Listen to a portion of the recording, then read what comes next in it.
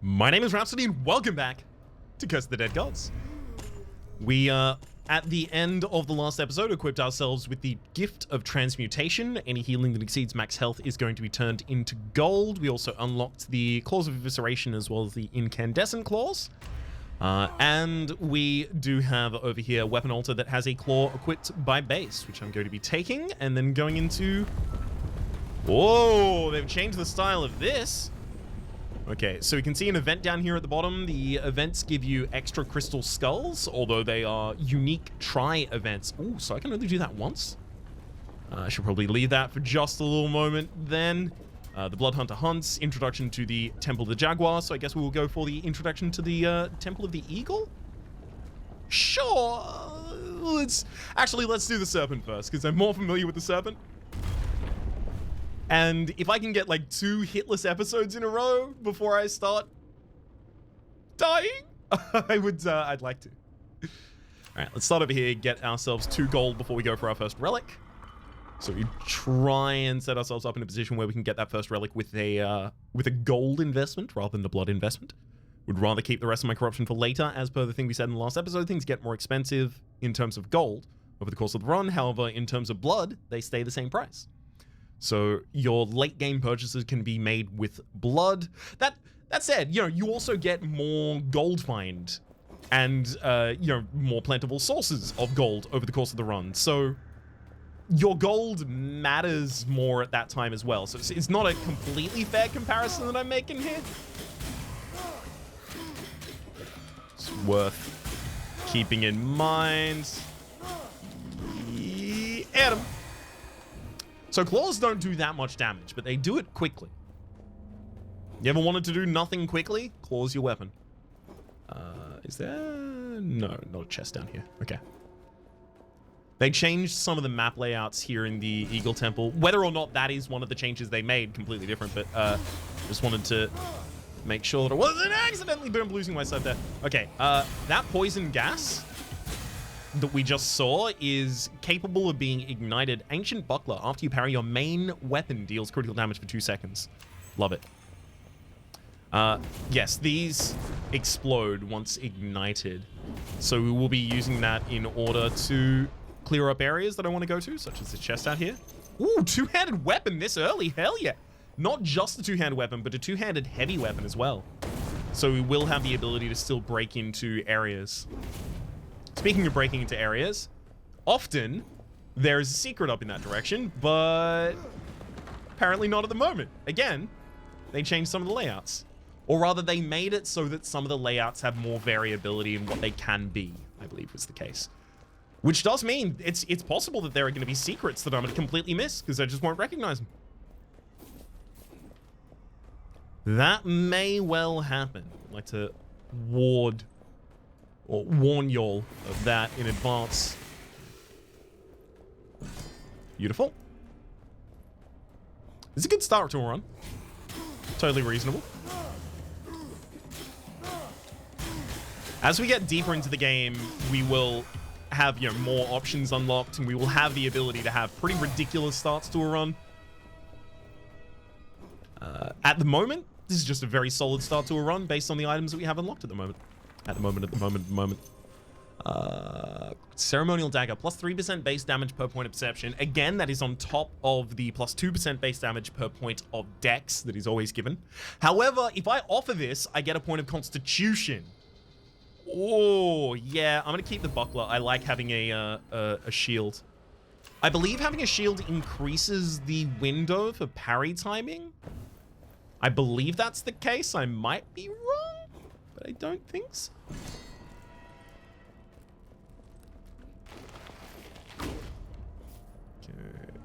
I could destroy those vines. Well, I say destroy. I could temporarily invalidate those vines by burning them to death, or killing them to death works too, because it takes a long time for them to burn, apparently. Yeah, that one's already gone down now. There you go, and you can see it came back up, and then if I just struck it instead, it goes down instantaneously. So don't burn them, but if you'd like, I guess. Finishes deal critical damage on the Slaver's Mace here. Yeah, it's actually better than the Blunt Claws because the Blunt Claws come with no ability. Despite the fact that it's a slower attack, I'm happy to wield a mace. I can do that. That's not too slow for me. It's this thing that's just a bit slow. And hey, it's not like I haven't tried to use the heavy weapons, and it's also not like I won't try and use them in the future. I'm not being defeatist about it. I'm just being more realistic about it. Back when I used them consistently, I would take far more damage. Whispering Aegis, 25% chance to automatically trigger a parry. Yeah, 25% chance that when I take damage, I don't. Don't try and pass that one logically. It's not going to work.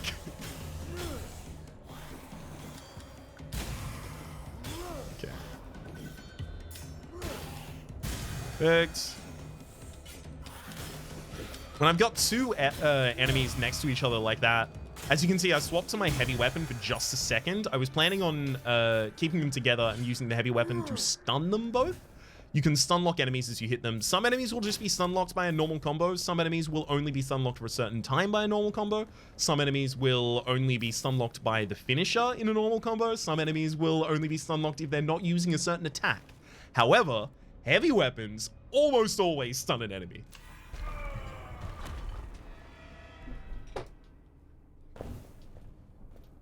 Making that all a little simpler.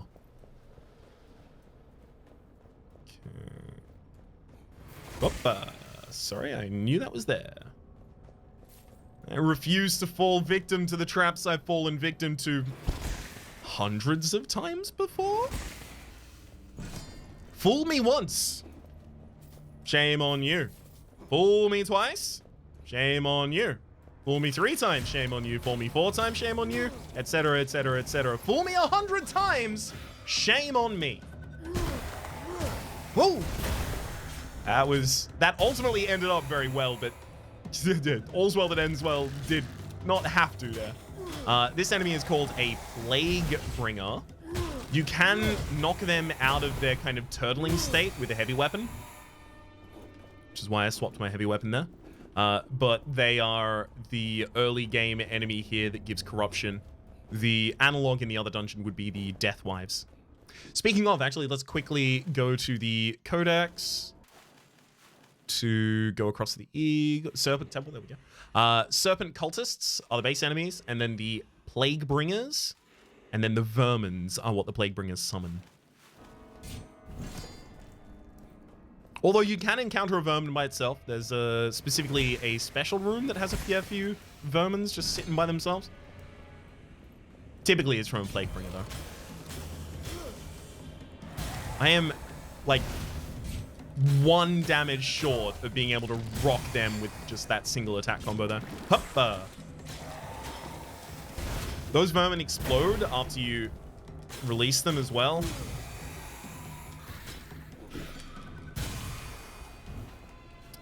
Finishes cost no stamina on the Sidewinder Sword. I'd rather 50 gold than that. I think that's about on par with the weapon that I'm currently using. So, money instead, thank you. Taking a tour around the edge of that. Oh, it's 45% damage to fire attacks as well as 4 constitution. Not bad at all. Too expensive for my blood though. 30% damage to poison attacks plus 3 perception. Also pretty good. Extra early perception gives us more gold find. Could be good. Chalice of Vigor, plus 33% to all healing effects and plus 2 dex. I'll be taking that. So plus 2 dex by itself is plus 4% base damage to all of our weapons. However, the more important part of that is the 33% extra healing. Now, it's probably not something that I need right now. So yeah, maybe it actually wasn't a good decision, or maybe I should have walked away without taking anything there. But in the future, as we go into harder and harder runs, and as we start taking damage and needing to find ways to specifically heal that damage over the course of the run as well, that is going to become a far better option for us. Chalice of Vigor is very, very commonly featured in many of my runs. Should I get it, you know? It's It's not something you can necessarily force. Yes, you do have divine favors later on, the ability to reroll at shops. However, it's still not something you just force. There are many different ways to account for your anti-attrition in this game. It's just one good modifier for other ways of doing it. All right, nothing on either side of that. So here you can see this area is just a little bit more dangerous rather than being hidden, but we get something extra at the end that makes it all worth the while. So Charles penned it there for an extra 3 perception. And we'll keep on keeping on. I'm gonna go around the edge of the map here before I aggro anyone. Yeah, because I don't want to go for that prophetess first. That enemy's name, by the way, in the middle of the map is prophetess. There we go. They buff other enemies that are around them, and they also have some pretty annoying attacks, like that one, where they put themselves effectively in a parry stance, and they will parry you if... I'm just going to shield bash you to death. They'll parry you if you hit them in that period of time, though you can dodge their parry, as I just did. No single source of damage you take can exceed 15% of your max HP, although it's up against a point of perception. Oh, I want the perception. Also, I don't suspect that anything is going to exceed 15% of my max HP because I'm going to be partly playing in the light, and also I'm not playing on the higher difficulties of the game yet, so enemies aren't just by base dealing a huge amount of damage. Cadaverous Infestation. We've seen this one before. This is the one that I described that I really don't like. Why do I have to get this one again? Huh? Huh? Use shield bash to knock the enemy out of their defensive stance there.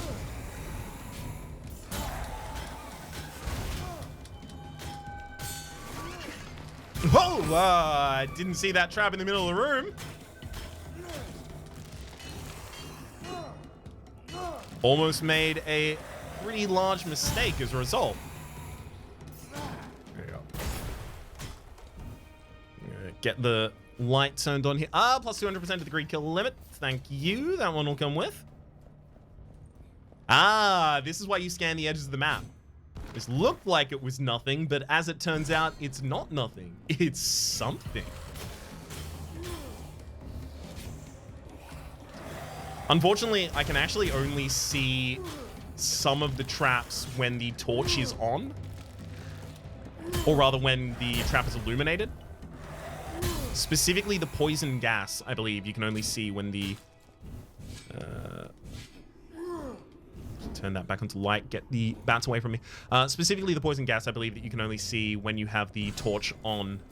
So I'm very much working off of memory of where the poison pools are. And as I said earlier, those things have been changed, so we shall see.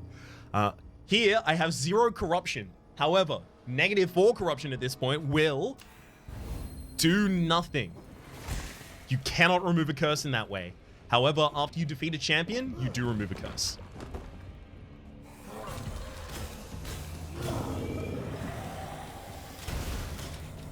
There are very few ways in this game to actually remove... That's the first hit of the series. Well done. You got me.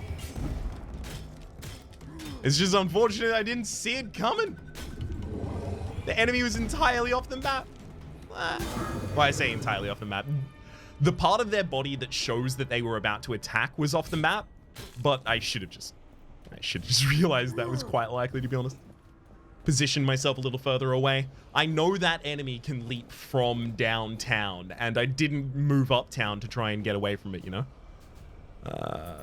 Again, we'll just be taking the most concentrated value there.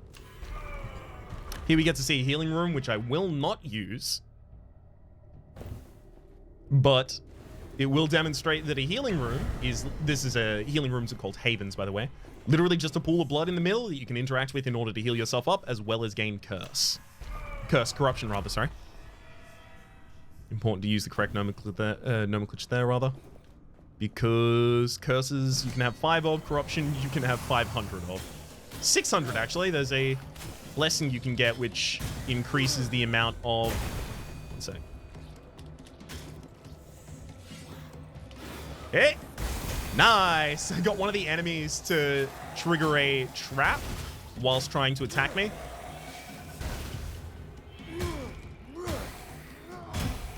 So I didn't have to deal with them myself. Yeah, you can get 600 curse with one of the blessings that increases the limit before you actually become cursed to 120 corruption.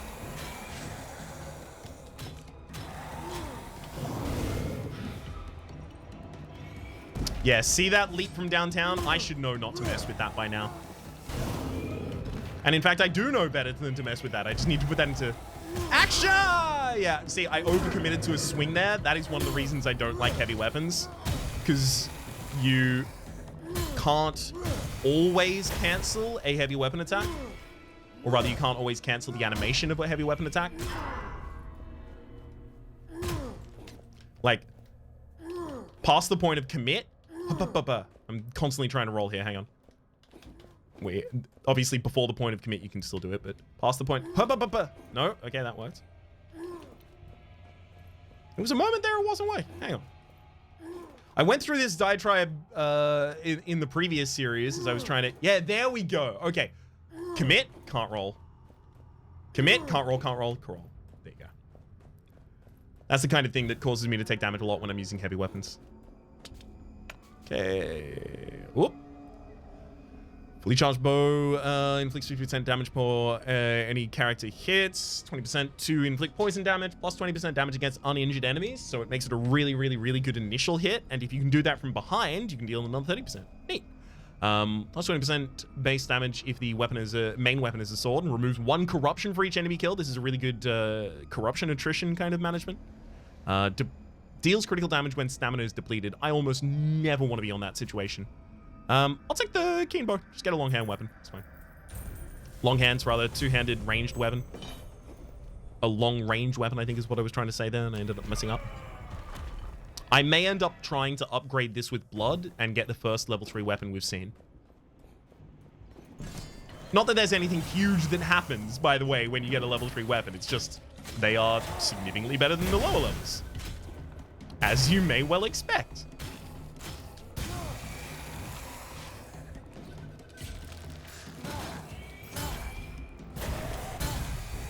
Honestly, I should have just been shield bashing entirely in the other room.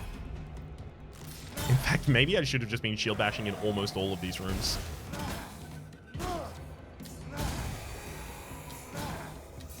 Yeah. Shield bash is good. Very good shield bash in this game. No. No. Remember when I said I was going to make sure that I respected that leap? I respected it a little bit there, but I still don't think I respected it enough. I would have felt a lot safer maybe 4 more blocks away. Yep.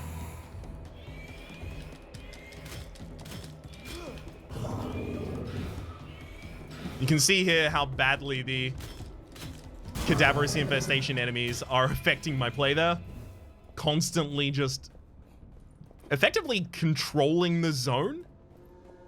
They're really good at zone control. They're Protoss players. Keen bow up to level 3. Yep. Yep, that's the one we're going to go with. You can see its base damage going from 15 to 18 there. I have no dex, so I'm not scaling with that as well. Nice.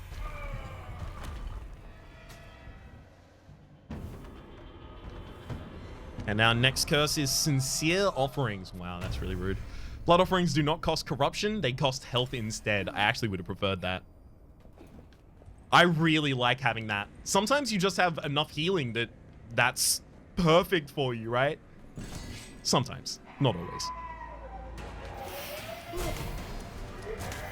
Now, I thankfully had the foresight that this is a enemy which is really good to address with ranged weapons. Hence the keen bow level 3 here.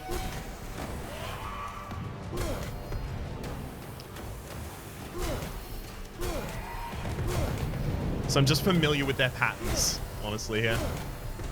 I don't know the order in which they occur, but as soon as I see the first start of one, I know what's coming next. Such as that. I wouldn't necessarily be able to articulate it incredibly well, unfortunately, especially whilst in the midst of it. That's actually something I haven't noted. When you fire a bow, you have a free dash afterwards that is very small. It's not even a roll. It's really, really good for the player that likes to use a bow regardless of the range.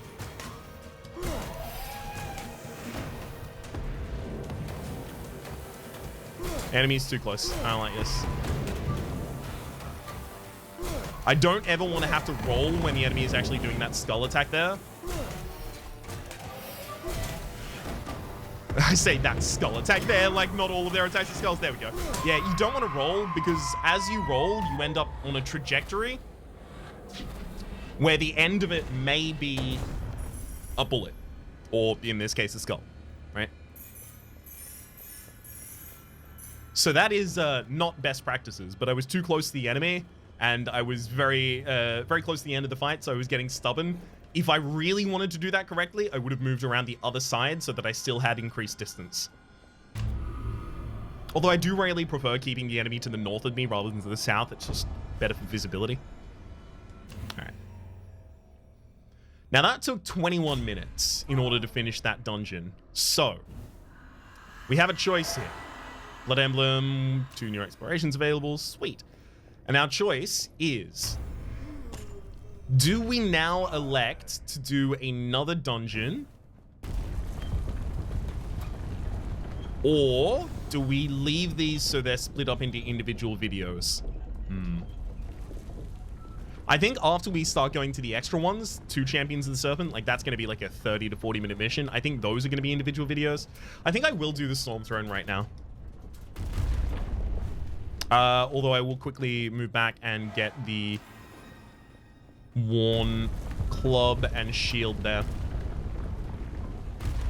The Temple of the Eagle is the one with which I am the least familiar. I'd like to preface everything with that there. That's not to say I'm going to be bad in it. There's a lot of fundamentals that carry across, but traps, enemy attack patterns, ability to parry, visibility, these are all things that I'm not necessarily going to be as solid on.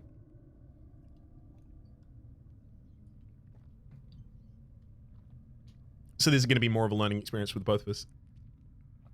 There was something I was starting to say in episode 1 of this series when I was talking about the story of this series so far. And then I mentioned that I'd been sponsored for 3 episodes and then afterwards decided to just record another 50 because I just really like the game. Then I got distracted by something else in the game and didn't return to the point. The reason I wanted to return to that point, we'll take plus 15% on lightning attacks there. I'm reacting to all these traps as they're triggering.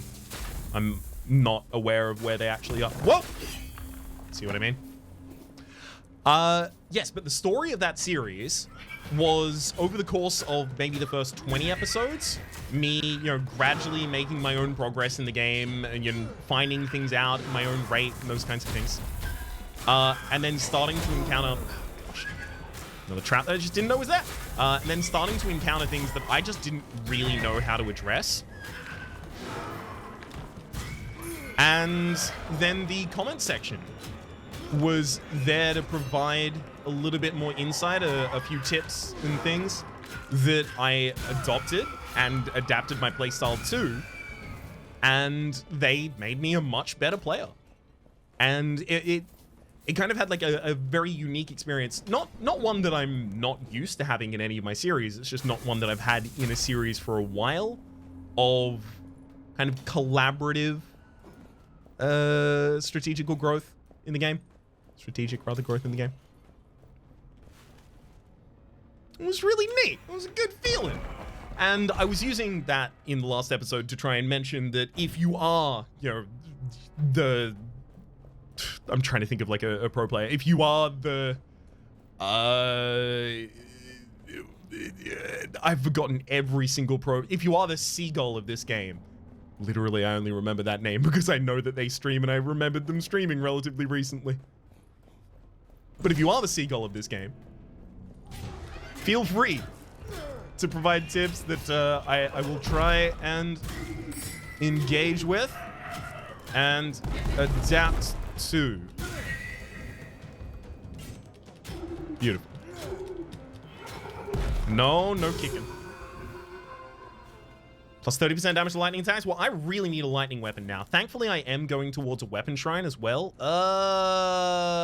That's clearly a breakable right there, and unfortunately, I don't have the ability to do so. I was supposed to get that large dude to kick it. Yes, you can. Can I kick it? But unfortunately, I killed him too early. Again, another situation if I just didn't know that was there. You can see I'm starting to take damage because I don't know the traps, I don't know the layout, I don't know the enemy timings, those kinds of things. Which also does mean, as I become more familiar with those over the course of playing this temple more and more, everything's gonna get a lot smoother in those regards.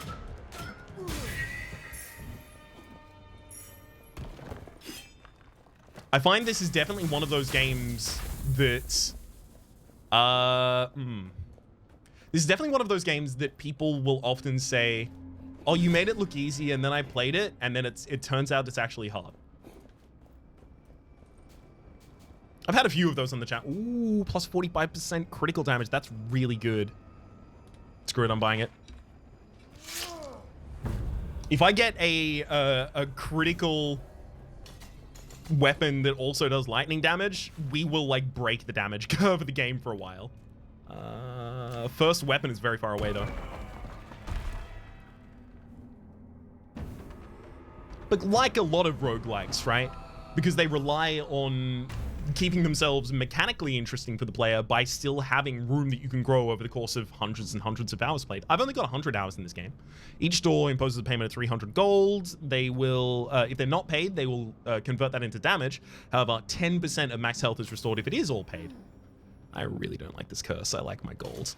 It feels like I'm going to be using my corruption for a lot of things in this run because I'm not keeping together greed kills, and also that curse is going to be pretty annoying for us in terms of trying to accumulate fat stacks. I just want to get loads of money. L-O-D-S-E-M-O-N-E. What's that spell? Loads of money. Probably. Bye. You know, no thank you on that one. No, sir. I would prefer to remain unharmed. Well, okay, I say unharmed. I would prefer to remain as harmed as I currently am. I would prefer to remain some harmed, thank you, rather than all harmed. Ooh. You can see I'm trying to be really cautious here and trigger the traps before I actually engage in any combat. You know, again, if I were more familiar, this would be the position where instead of trying to be careful, I would be in and amongst the enemies dodging the traps. Rather than kind of constantly trying to retreat here. Yeah, I'll take a Claws of Evisceration happily. I love the Claws of Evisceration. Stats, stats, stats, stats, stats. Stacks and stacks of stats. Unfortunately. Wait, no, never mind. I thought that was going to leave us on 299 gold. So we do have the ability to pay the 300 gold and get the 10% max heal here.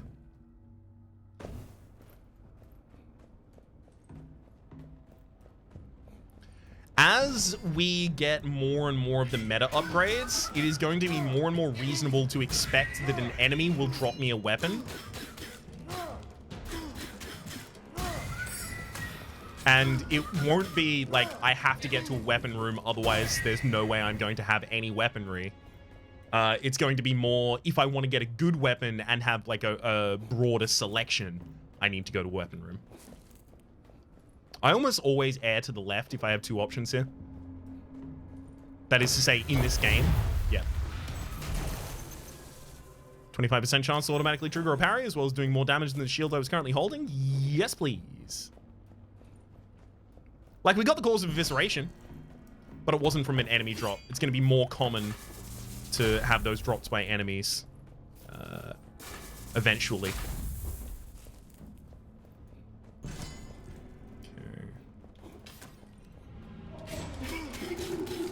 So, I would not recommend doing what I just did. And what I just did there is try and start with the largest enemy in the room. The large enemies are often quite slow.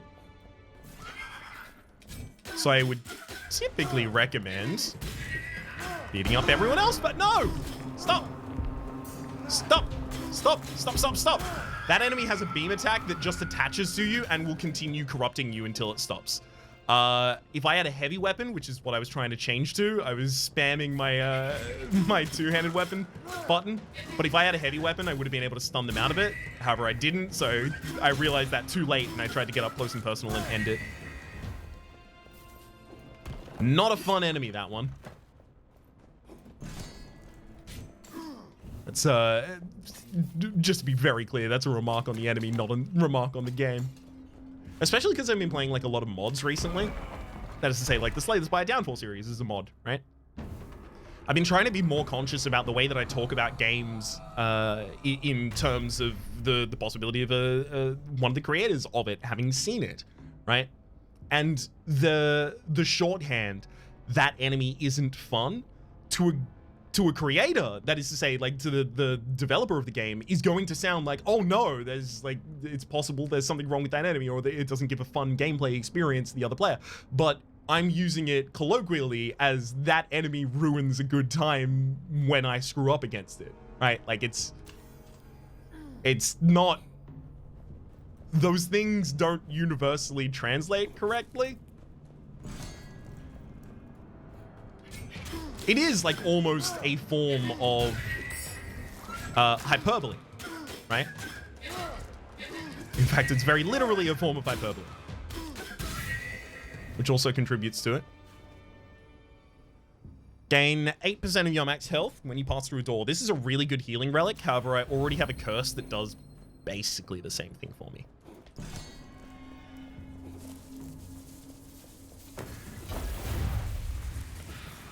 So that is clearly a conductor of some such in the middle of the room. Let me get... Yeah, okay. So as soon as it encountered lightning, it went off, and it was like an area pulse mine, it looks like there. I've seen this one before. If I light it, it'll burn everything in the room in that pattern. Ah, again! Again! It's a wall I could have broken down had I had the large enemy stay on the map. No, a charge shield will not do it, unfortunately. Despite the fact that both the heavy weapon attacks and the charge shield can break guards of enemies, it's just heavy weapons that blow the... Well, heavy weapons and weapons that have explosions as well, but we'll get into that later.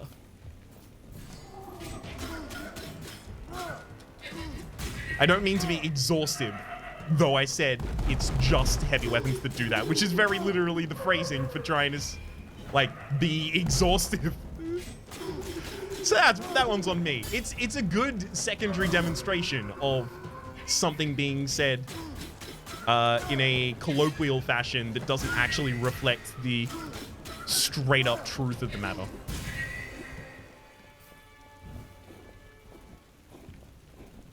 Another forum in which most people will be familiar with this is the concept of literally meaning figuratively.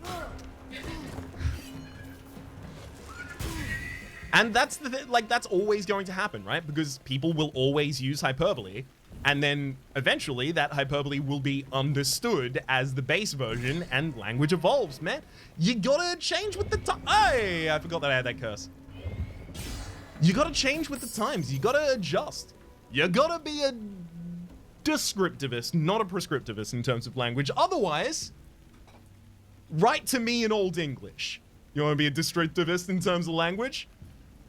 Don't use a single word that was invented by Shakespeare. You wanna be a descriptivist in terms of language? Sorry, a prescriptivist in terms of language. Plus 2% base damage for every 1,000 gold carried up to 10 times. Later on, we will be having runs where this is integral. Not this one, though. Plus 200% greed time limit. Do I have a second? No, I don't have a second one. I just have the damage relic so far. We really need a lightning weapon so we can capitalize on those. Woo boy, it's gonna be good. That said, the Claws of Evisceration are pretty effective at wielding the plus 45% crit damage. So we're just dealing, you know, crits that deal ridiculous damage when an enemy is on low HP, which oftentimes is going to put us in a position of it just instantaneously killing the enemy. Which, oh no, what a shame. Instantly killing an enemy. Ah, boo-hoo. What a thing to be sad about. If you're them. Call an ambulance. But not for me. Plus 20% damage on maces. Yeah, maybe I get an electric mace, who knows. Alright, let's keep on keeping on. Ahahaha! I don't want to roll constantly at the moment, just because, again, I'm in and amongst traps that I am not familiar with. And as I explained in the previous champion fight, when you're in and amongst traps, or when you commit to a roll, you can often end up in a position where you are just inevitably going to take damage at that point. Like, if I roll too much and then my final roll I land on a mine, I'm not going to have the stamina to roll again. And, yeah, I'm not going to be able to run away from the mine fast enough. Excuse me. Fast enough. I'm going to take a drink of water. Ah! Ah! I looked away from the screen because I was like, I'm going to take a drink of water, and then I accidentally pulled the trigger button there, so that's my bad.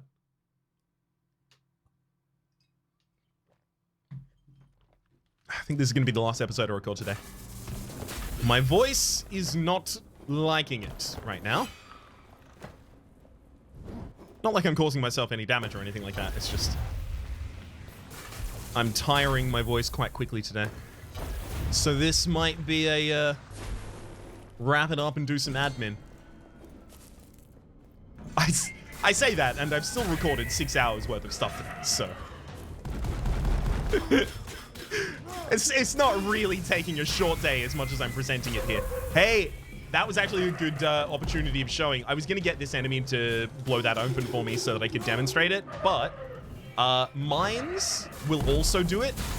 Actually, I showed that environmental sources will open it in the very first episode. Yeah. Yeah, don't worry. I forgot that that's traps. Negative 10% of the blood offering cost. I don't intend to use blood offering again. I'll take 3 decks. Yes. Yeah. That just says plus 6% damage, but also on top of that, it's a stat, so it's very, very good when I get something else that's like, I scale better with decks. I thought I was going to be able to walk out of the way of both of those. See the giant gulf difference between my experience with other temples in here? It's kind of startling, right? Let's lose some corruption there. Deals critical damage for 3 seconds after a perfect dodge. That's going to trigger more commonly than the Claws of Evisceration with my playstyle. So we get more crits in there. And also, 30% extra, or rather, when enemies are below 30% health, you have a 100% chance to crit, and then 45% extra damage on the crits. Oftentimes, a lot of that critical damage will be overkill. So I really want crits to happen when the enemy is still healthy, and that's what this is offering us, right? As we're dodging through, the enemy may be healthy, they may not, but they will be. Crit.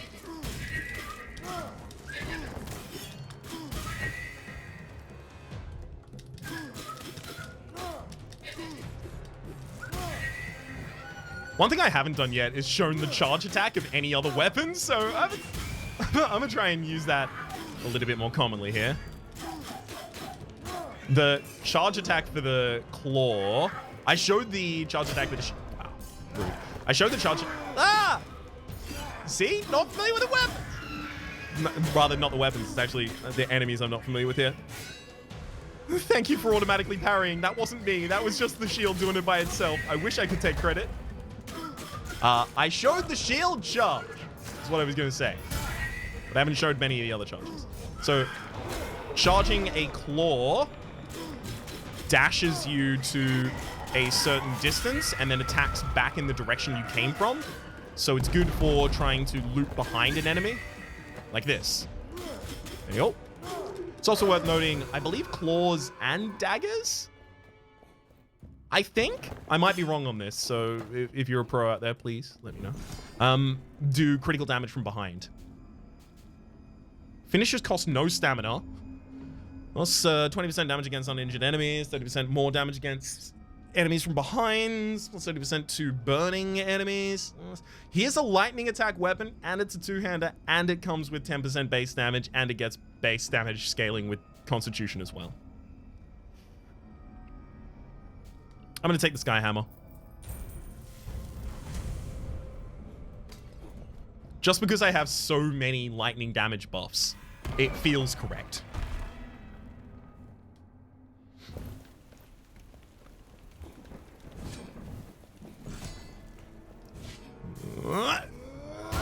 Yeah. It's fun to just delete enemies.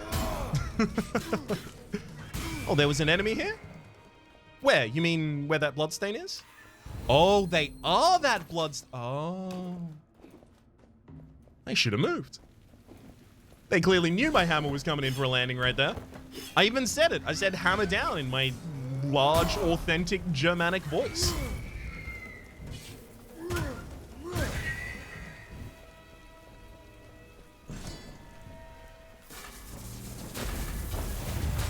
Hoppa! No thank you. Also no thank you. Also no thank you again. Sometimes we'll just dodge over those for fun. This first champion, actually, the one we're about to fight in a room's time, I mean, I don't think it's a spoiler to say I'm garbage at them. I'm real bad.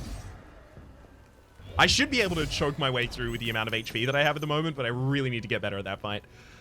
Sufficiently charged range attacks always trigger perfect shots. Don't mean to brag, but I don't think I need that.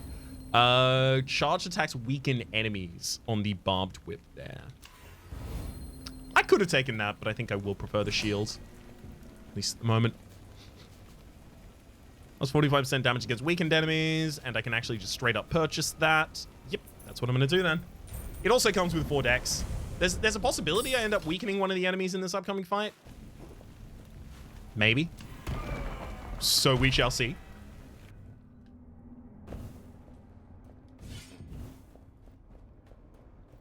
It'd have to be a parry. Oh, I haven't tried to parry this enemy yet. Don't even know if they have parryable attacks. Huh! Yep.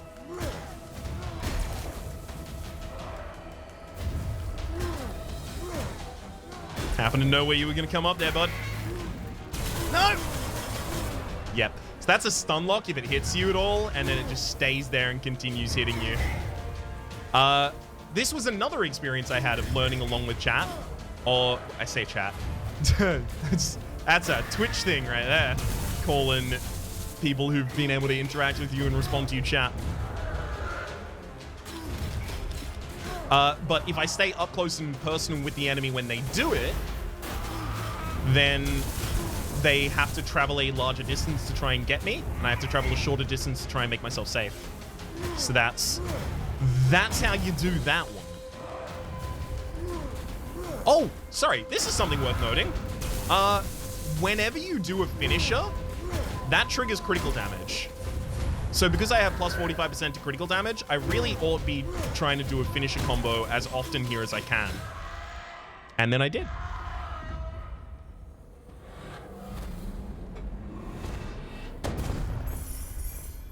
Get him. That's a couple more jade rings and crystal skulls for us as we have completed our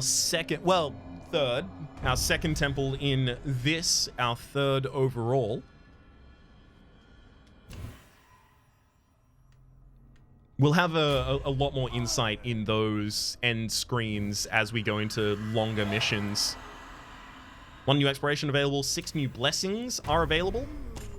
The 6 new blessings being available has unlocked skillful adaptation.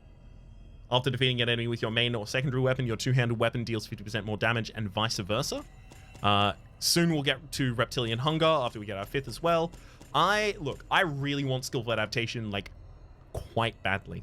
To the point that I may eschew taking other Crystal Skull upgrades, at least in... No, I should upgrade the weapon altars at the absolute least. Get a second altar, and then two-handed weapons at least. Maybe I'll actually have a little bit of a debate outside of the episode over which of those I'm going to do, but for the moment, let's at least get some weapons. Blazing Shield is really good. It's just a solid shield. It's always good to have more shields in the pool as well. Storm Point. Honestly, I think I would like Storm Point, but Jaguar Bow is what I think I want here as well. We're getting a lot of fire attacking weapons. I may be leaving myself elementally imbalanced in a way here. More than happy to at the moment, though. I think that just about does it for the moment.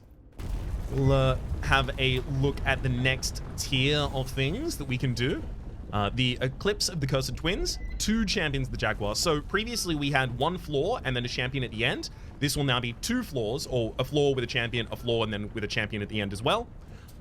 The next level will be floor champion, floor champion, floor champion, boss. Or, sorry, floor champion, floor boss. And then at the very top, we will have some extra difficulty modifier on top of everything else.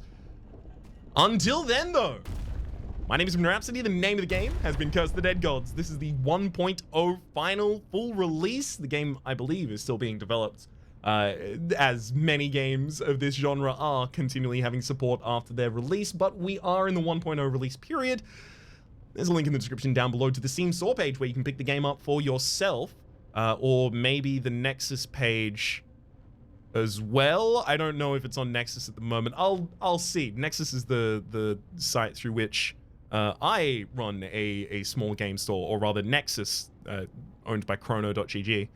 Runs a small game store in my name that is a curation of the kinds of games that I really like, as well as with the recommendations from myself and parts of the proceeds from those sales go to support the channel.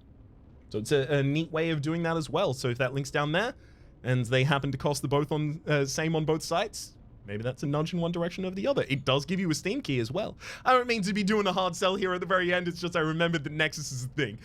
My name is Rhapsody. Hopefully you've been enjoying yourselves. There's a playlist in the description down below with all of my content on this game, past, present, and future. If you did like the video, please click like. It does help me get my content out to new people. And hopefully we'll see you next time.